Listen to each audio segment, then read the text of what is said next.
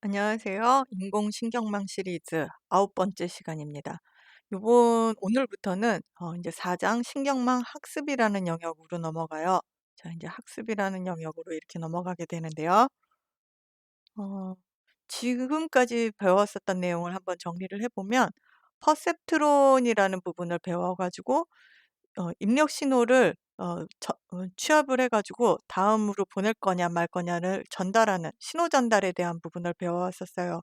이 퍼셉트론에서 활성화 함수를 분리해내 가지고 신경망 형태로 구성을 할 수가 있었었고, 신경망에서 층을 여러 개 쌓아 가지고 회귀 문제 또는 분류 문제를 해결할 수 있다고 했었어요.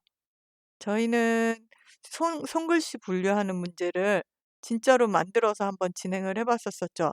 이때 분류하는 문제는 출력층을 소프트맥스 함수라고 해 가지고 그 지수를 태운 각각에 나온 출력 노드를 지수를 태워 가지고 그 비중으로 해 가지고 확률을 구성하는 그런 부분들을 만들었었어요. 그리고 지난 시간에 뭘 했었었냐면 어 입력층이 이렇게 있고 784개 엠리스트 데이터가 784개 요거를 하나씩 쭉 펼치면은 784 개의 점이라 그랬죠. 요걸 입력층으로 하고 출력층은 요걸 x로 놓고 출력층은 0 에서부터 9 까지 10 개의 숫자의 y 노드로 가게 돼서 은닉층을 두 개를 놨었었죠. 은닉층 두 개를 놔 가지고 은닉층 1, 은닉층 2 해 가지고 3층 신경망에 사전에 가중치가 있었으면 가중치가 있는 경우를 해결을 가중치와 편향이 주어진 걸로다가 분류를 했더니 대충 93% 였던가 정도까지 해결되는 그런 모습을 봤었어요. 근데 요번에는 그 가중치와 편향 여기서 우리가 입력받았던 가중치와 편향을 만들어야겠죠. 우리 퍼셉트론 할 때도 엑스오아나 오아나 아니면 AND를 할 때 그 과중치와 편향에 대해서 내가 값을 정해 줬었어요. 요것처럼 값을 찾아주는 과정을 하는 부분이 학습이라고 합니다. 이 학습을 할 때 손실함수라는 개념을 사용을 하게 되는데요. 요 손실함수와 기울기 경사각법이라는 개념을 사용하게 됩니다. 요 부분에 대해서 오늘 살펴볼 거고요. 지난 시간에 배치가 묶음 단위로 처리를 하는 건데 컴퓨터에서 유리하다고 했는데 컴퓨터의 성능에서 유리한 부분도 있지만 또 이 학습을 하기 위해서 사용하는 데이터가 방대하잖아요. 방대한 데이터를 적당한 사이즈로 줄여서 하는 알고리즘이라는 관점에서 미니 배치라는 개념이 들어와요. 그래서 요 내용에 대해서 이제4 장에서 9 강에서 14 강까지 해서 배워볼 거예요. 이 이후에는 오늘은 이제 원리에 대해서 4 장에서는 원리에 대해서 학습의 원리에 대해서 살펴보고, 근데 이게 성능의 이슈가 있어서 오차 역전파라는 이제 방법이 새로 생긴다고 했었었잖아요. 다 같은 부분인데 미분하는 방법만 좀 달라져요. 요 부분을 이제 5 강에서 배우고 이와 관련돼서 인제 관련된 주제들이 나오는데요.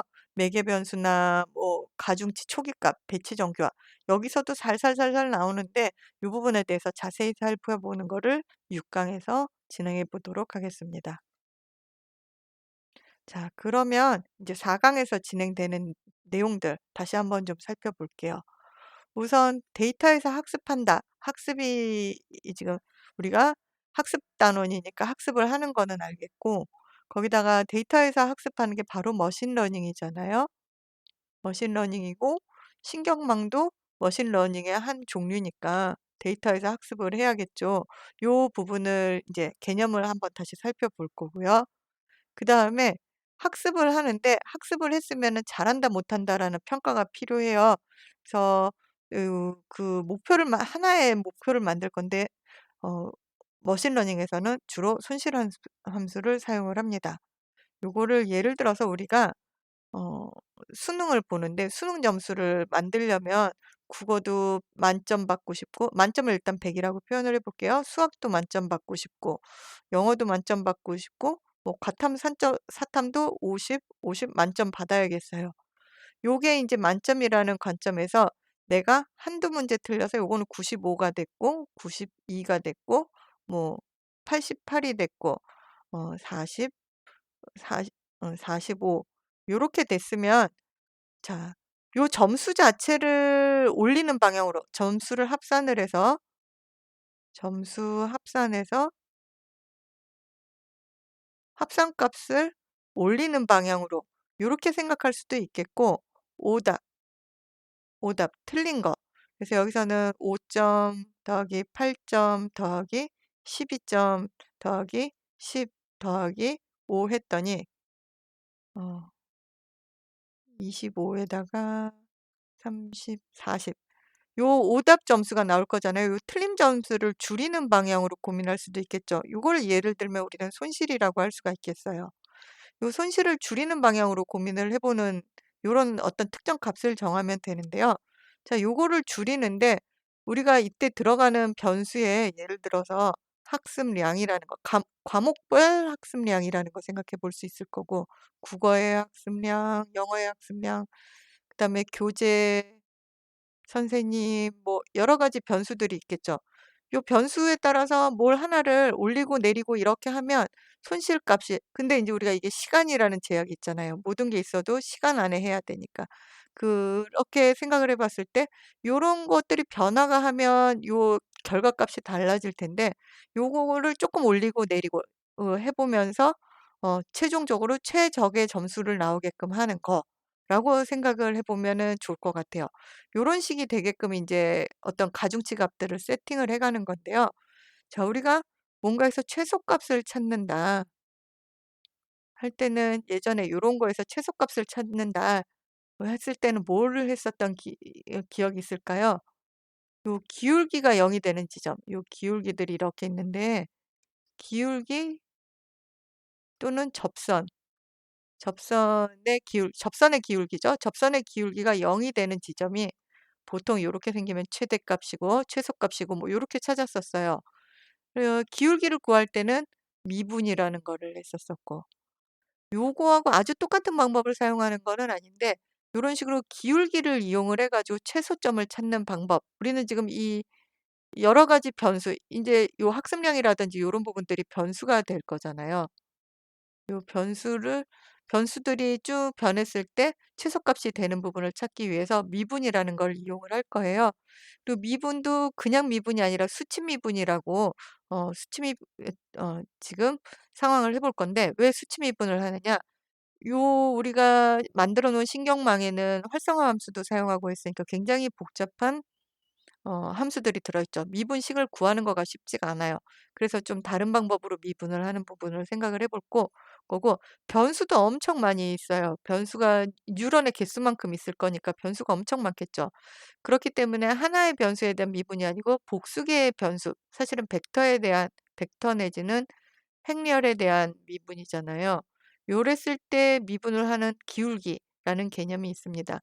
요런 개념들을 사용을 할 거고 경사하강법이라는 방법으로 최저점을 찾아갈 거예요. 그러니까 요 내용을 이제 상세하게 배워가는 거고요. 요렇게 기울기 그러니까 미분과 관련되거나 기울기와 관련된 거를 개념을 이해해 보고 코드로 좀 구현을 해본 다음에 자 인제 학습을 돌리는 알고리즘을 쭉 한번 구현을 해 보는 것까지 4 강에서 진행해 보도록 하겠습니다. 4 강에서는 그리하여 요 두 단원을 9 강, 10 강에서 진행을 해볼 거고 요 두 단원을 11 강에서 13 강 세 번에 거쳐서 진행을 하고 요 시간이 좀 길어질 것 같은데 요거는 끊기가 뭐해서 학습 알고리즘 구현해서 보는 부분까지 14강 해 가지고 진행을 해 볼게요. 그리고 요번 시간부터는 인제 커먼 집이라는 우리 3개 파일 준비해 주세요 중에 마지막 파일이 하나 있는데 요 커먼 집을 사용을 할 거예요. 이 커먼 집에는 어떤 게 있냐면 우리 지난 시간에 배웠었던 소프트맥스라든지 뭐 이런 함수들 앞으로 함수들을 계속 많이 배워갈 텐데 요 부분을 공통으로 사용할 수 있게끔 오류에 또 이렇게 잘 대응할 수 있게끔 돼 있는 함수들 모아 놓은 거를 사용을 할 거예요. 그래서 지금 여러분들 우선 커먼 집에 대한 준비를 해볼 건데요. 자, 커먼 집은 여태까지는 다른 파일은 PC에다 놔두고 그거를 읽어 드리는 식이었었는데, 요 부분은 G 드라이브에 있는 콜앱 노트북 폴더에 이 커먼 집을 풀어서 압축을 해제해서, 압축을 해제하면은 9개의 파일이 들어 있어요. 9개의 점 파일들이 파이썬 파일들이 있습니다. 요 9개 파일을 담아 있는 커먼이라는 폴더 자체를 우리 콜앱 노트북 밑에 로 담아주면 돼요. 여러 가지 방법이 있는데 새로 만들기 눌러주시고 G 드라이브에서 폴더 업로드하면 압축을 풀어놓은 상태에서 요 압축을 풀어놓은 커먼 디렉토리 자체를 로드를 해주시면 됩니다. 요렇게 되면 어떤 상태가 되냐면, 자, G 드라이브를 한번 볼게요.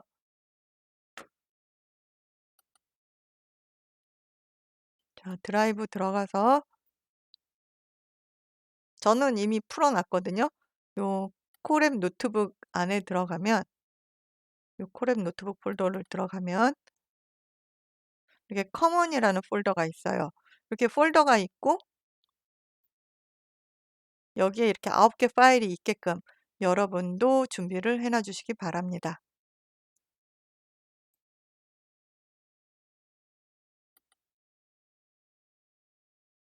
자, 그러면 인제 진짜로 수업을 시작을 해 볼게요. 자, 데이터 주도 학습이라는 게 데이터로 뭔가를 이해해 간다라는 거는 알겠는데, 자, 그전에 우리가 컴퓨터에게 뭔가를 시키고 싶었을 때 인류가 해온 방법들을 하나씩 생각을 해 볼게요. 자, 여기에 숫자 5를 구별해내는 숫자 5들, 손글씨 숫자 5들이 잔뜩 있네요. 손글씨. 다양하죠. 좀 우리가 5라는 특징을 볼 때 요렇게 획이 하나 있고 이 요렇게 선이 내려오다가 동그랗게 그어진다. 요런 식으로 우리가 5를 그리라고 쓰는 법을 배워 왔는데, 그중에서는 뭐 그렇게 생긴 애들도 있고 요런 거는 잘생겼죠. 근데 요런 거는 참 어렵죠, 오라고 보기가. 사람마다 인제 필체라는 게 다양하게 있습니다. 요거를 인제 기계를 통해서, 컴퓨터를 통해서 구별을 하려면 첫 번째 방법으로는 사람이 오의 특성을 고안해서 알려줄 수가 있어요. 자, 오라는 거는 하나로 이어져 있어. 하나로 이어져 있죠. yes, no. 4 같은 경우는 하나가 아니고 2개의 선으로 이어져 있잖아요. 근데 이거는 하나로 이어서 볼 수가 있어. 그다음에 왼쪽 끝에 코너에 이렇게 꺾어지는 게 있어. 아니면은 동그라미가 오른쪽 밑에 있어. 같이 하나같이 사람이 생각한 알고리즘에 의해서 요거에 맞아? 아니면은 이렇게 기본 틀을 놓고 요거하고 거리가 다 멀지가 않아. 뭐 요런 식의 규칙을 고안해서 하는 방법이 있겠죠. 요건 사람이 생각한 알고리즘이에요. 데이터가 뭘 하는 건 아니고 사람이 오라는 모양새를 생각해서 하는 방법이 있겠고, 그다음에 두 번째 방법. 사람이 특징들을 생각을 해 줘요. 아까 얘기한 것처럼 오라는 거는 왜 오른쪽 끝에 이렇게 꺾어진 모양이 있다라든지, 한 면에 이렇게 좌하단부에 곡선이 보인다라든지, 요런 식의 특징들, 퓨처들을 추출을 하고, 아니면은 하나로 이어진다라든지 요런 피처들을 특징을 따로 해 놓고 요 특징들에 따르느냐 안 따르느냐를 기계학 학습으로다 서포트 벡터 머신이나 K 니어리스트 네이버로 군집화를 한다든지 요런 식으로 해 가지고 기계 학습을 돕는 부분이 있는데, 요 부분도 머신 러닝으로 숫자 분류를 하는 거예요. 그래서 사람에 따라서는 지금 요 손글씨를 머신러닝 방법에 의해서 분류하는 부분도 진행해 보셨을 수 있을 거예요. 이때는 사람이 생각하는 특징을 먼저 주어 줘야 되는데요. 뭐 주성분 분석으로 뽑아내거나 요 특징을 뽑아내는 로직을 사람이 해 주고, 그다음에 기계가 데이터로부터 이런 특징들을 필터로서 사용을 해서 분류하는 요런 방법들을 사용을 하게 됩니다. 아. 그런데 우리가 지금 생각하는 신경망은 그런 방법도 아니고요. 아예, 아예 사람이 개입하지 않고 그 분류를 하는 거, 기계 스스로가 특징까지도 해 가지고 우리가 10 개로 나누라고 했잖아요. 그러면 10 개의 각각의 특징을 본인들이 생각을 해서 가중치 안에 담아내 가지고 분류하는 거를 신경망 로직이라고 해요. 그래서 신경망 로직으로 할 때는 어 엔드 투 엔드로다가 사람의 이 종단간이라는 표현을 썼는데, 중단. 처음부터 끝까지 사람이 개입하는 여지 없이 온전히 데이터로 문제 패턴을 발견을 합니다. 그래서 요 문제를 해결할 때는 O를 인식을 하든 여기다가 우리가 데이터로다가 숫자 0 에서부터 9 까지 돼 있는 손글씨를 넣든 개와 고양이, 개, 고양이 해 가지고 10 종류, 10 종류의 뭐 동물 를 넣어서 걔를 분류를 하던 똑같이 신경망을 구성하고 똑같이 가중치를 찾는 과정으로 진행을 하게 됩니다. 더욱더 데이터가 모든 거를 데이터로부터 추출해내는 사람이 개입을 덜하는, 물론 이제 하이퍼 파라미터를 정의해 준다든지 사람이 개입하는 부분이 있습니다. 많이 있는데요.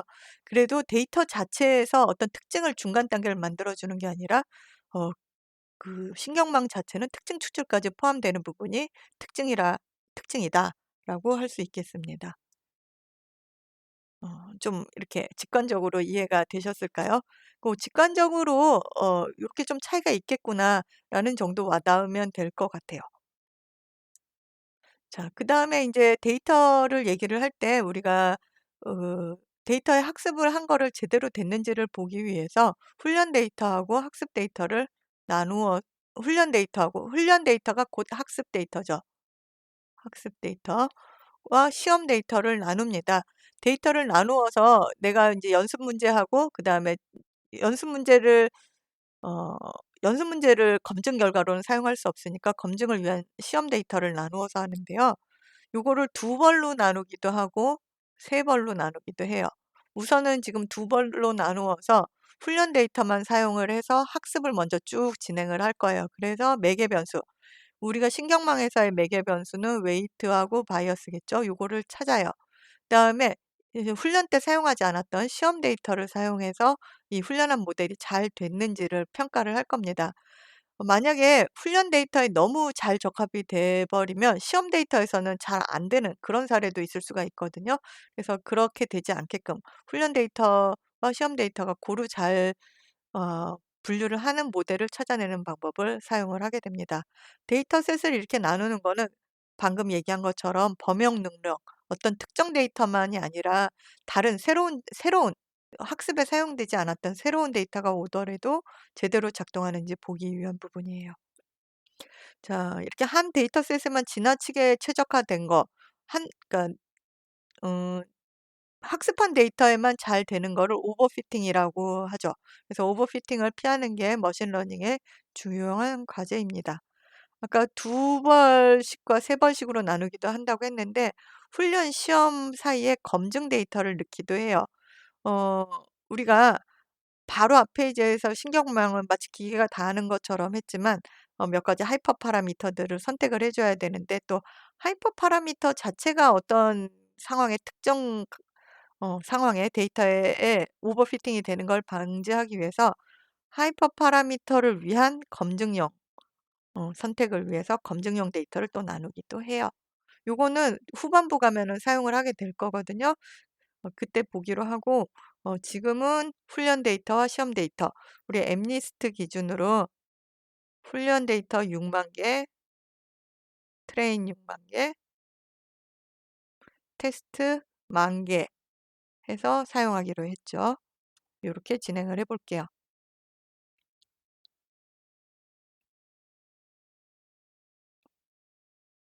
자, 그다음에 인제 손실함수 자체에 대해서 좀 설명을 해 보도록 하겠습니다. 앞서서 제가 그 이 4강 전체를 4장 전체를 설명을 드릴 때 "수능 점수를 전체적으로 올리려면 어떻게 해야 되지?"와 같은 이야기를 했었는데요. 여기서는 또 다른 이제 쪼끔 더 우리가 생각을 해 보지 않았을 엉뚱한 방법으로 한번 질문을 주었어요.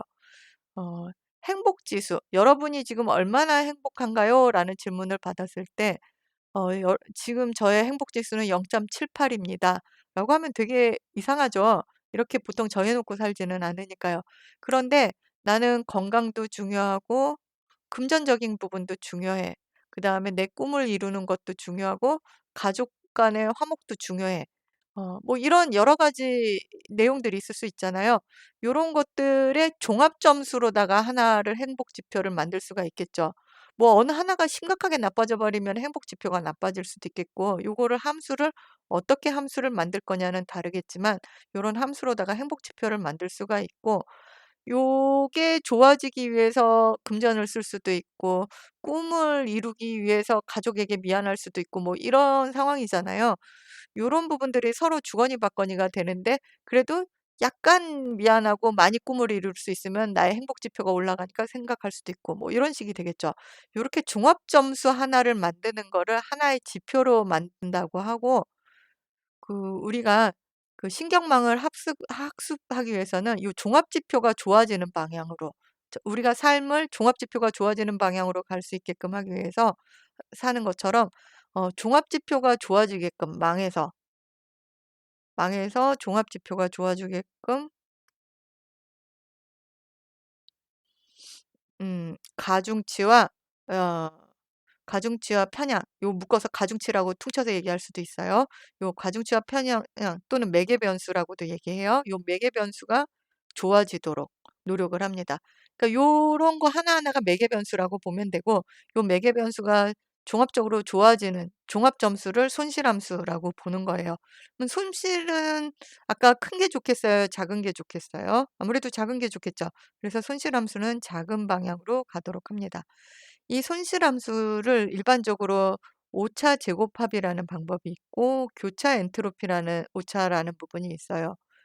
요거를 조금 더 미래에 이제 배울 얘기지만, 추가해서 얘기를 하면, 얘는 회귀에서 사용을 하고 얘는 분류해서 사용을 하는데요. 일단 오차 제곱합이 조금 더 개념적으로 익숙한 부분이니까 손실함수 중에 하나인 오차 제곱합 부분을 살펴보도록 할게요. 자, sum of squared error 해 가지고 오차. 오차는 차이를 에러라고 돼 있는데 차이라고 생각을 하면 돼요. 요거 오차 에러 요렇게 돼 있어요. 자, 오차 제곱합의 공식은 요렇게 표현이 돼 있는데요. 요 y는 우리 마지막에 출력층 노드 층에서 나오는 신호라고 보면 되겠네요. 이렇게 신호들이 나오고, 자, tk 요거는 이제 정답. 음, 정답인데 요거를 정답 레이블을 원핫 인코딩으로 표현을 해 줘요. 우리가 요렇게 생긴 이미지가 있어 가지고 얘를 t의 이게 0 번째 이미지예요. 그럼 t의 0 번째는 2라고 들어 있을 거라 그랬잖아요. 근데 요거는 이제 레이블 형식으로 표시한 거고, 레이블 형식.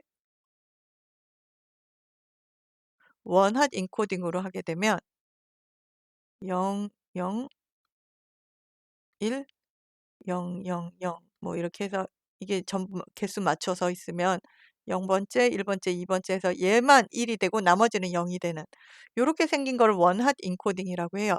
그래서 얘를 원핫 인코딩으로 표현을 해 주는 거예요.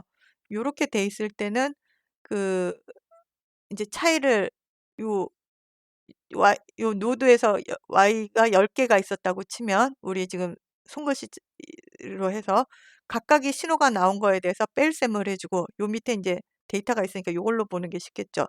요렇게 y가 10개 y 출력층의 10개 노드 층에서 온 거, 얘는 원핫 인코딩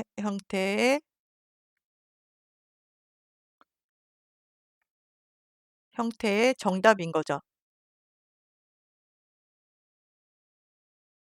자, 요 식은 뭘 말하냐면 요거의 차이에 각각의 자기 위치 차이의 제곱이에요. 요거를 뺄셈을 해서 그 차이만큼 제곱을 해 줘요. 그럼 똑같이 예를 들어서 0 하고 이거는 지금 0 하고 0 하고 이렇게 묶이는데, 그럼 여기는 0이 되지만 얘는 0.1의 제곱이 되겠죠. 차이가 있으니까 제곱. 요것들을 전부 합해서, 그쵸? 요 각각의 차이의 제곱을 합해서 그걸 2 분의 1을 한 거를 오차 제곱합이라고 합니다. 그럼 어떤 식이 되겠어요? 요 손실함수 자체는 이 정답에 가까운 값들이 출력될수록 값이 작아지는 모양새가 되겠죠. 다르면은 더 큰 값들이 나오는 그런 모양새가 돼 있겠어요. 그래서 요거를 우리가 실제로 코드로 짜서 확인하는 부분까지를 요번 시간에 진행해 보려고 하는데요. 자, 그래서 sum squared error라는 함수를 만들 거고 지금처럼 y하고 t가 들어와요. 그리고 식이 방금 봤었던 것처럼 복잡할 건 없어요. 2분의 1에다가 전부 전부 들어오고 그다음에 y의 k 빼기 t의 k 해서 요 부분을 제곱한 거를 합한 거니까 요 식대로 y, t 들어가고 합산하고 0.5 곱해주면 썸 스퀘어드 에러가 되죠. 그리고 요는 정답인 경우 지금 이게 0000 이렇게 돼서 여기가 1일 때가 좋은 거거든요. 그럼 여기가 크잖아요. 요 합은 우리가 1이 되겠죠. 소프트맥스 함수를 통과했으니까 요 합은 1이 될 거고 요 소프트맥스 함수 통과한 거에서 얘는 지금 정답이라고 볼 수 있어요. 똑같이 2의 위치가 크니까. 그런데 y1은 여기가 커요. 얘는 지금 9, 8, 7, 7이라고 답변을 해준 거죠. 이 경우에 이제 손실함수를 각각을 계산을 해 보면 자 실습으로 한번 비교를 해 보면 되겠죠. y하고 t를 하거나 y1하고 t하고 하거나 지금 이렇게 결과로 봤을 때는 얘는 0.0975니까 작은 값인데 얘는 0.5975니까 큰 값이에요. 오차가 클 그러니까 오류가 정답과 먼 경우에 큰 값이 나오고 정답과 가까운 경우에 작은 값이 나오고 있어요. 자 그러면 요번 시간 이제 실습도 시작을 해 볼까요? 콜앱 가서 자 요번에 세이지 레포 데이터 그다음에 ANN 가서 신경 DL 언더바 챕터 4 신경망의 학습을 선택을 합니다. 그래서 여러분들 부지런히 이제 요거 어 다른 이름으로 드라이브 저장해 가지고 드라이브에 4번 저장해서 자 저는 기터브 거는 닫아 버릴 거예요, 혼선이 있을까 봐. 닫아 버리고 요거 나오면 이름 바꿔 주고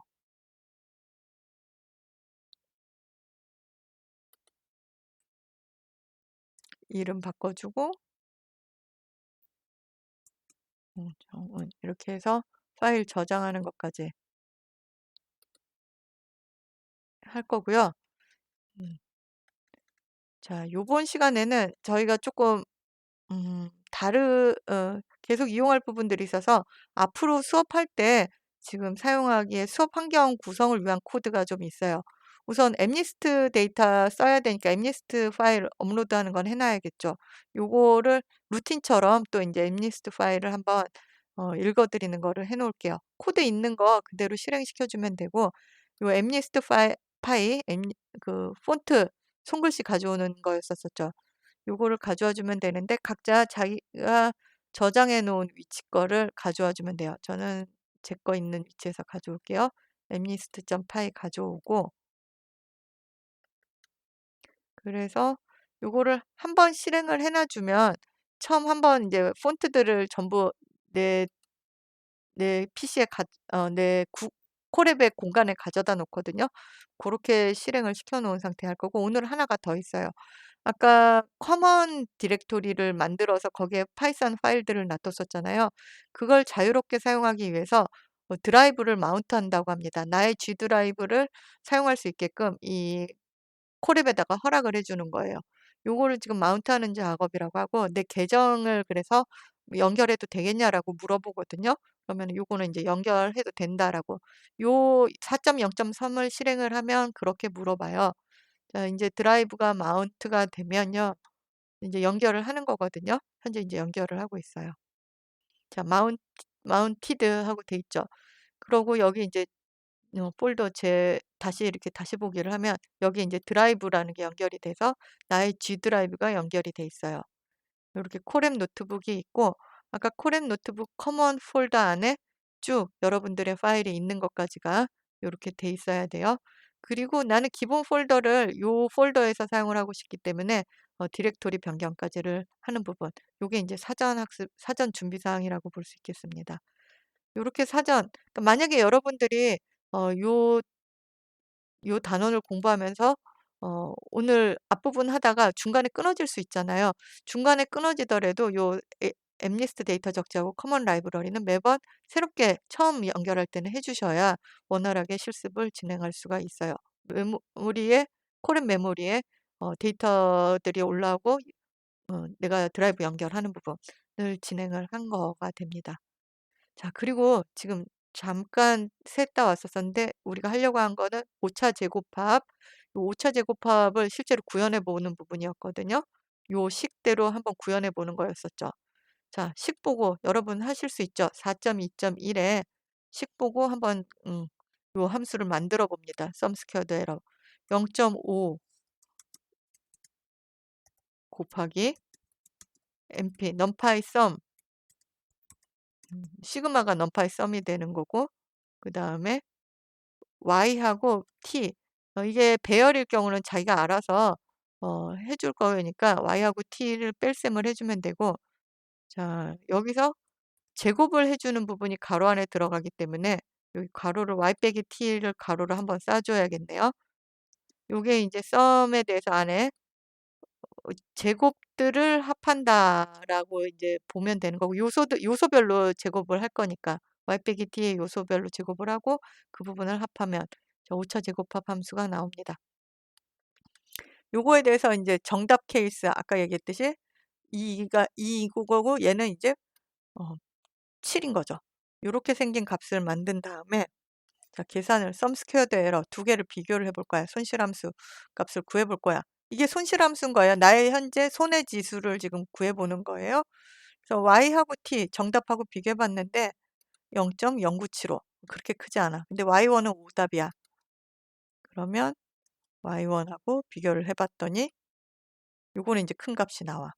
요렇게 해 가지고 손실함수가 오답일수록 그 값이 커지는 그런 식으로 설계되어 있다라는 거를 살펴보았습니다. 다음 시간에는 분류에서 사용하는 교차 엔트로피 오차라는 게 있어요. 요 부분부터 살펴보도록 할게요. 수고하셨습니다.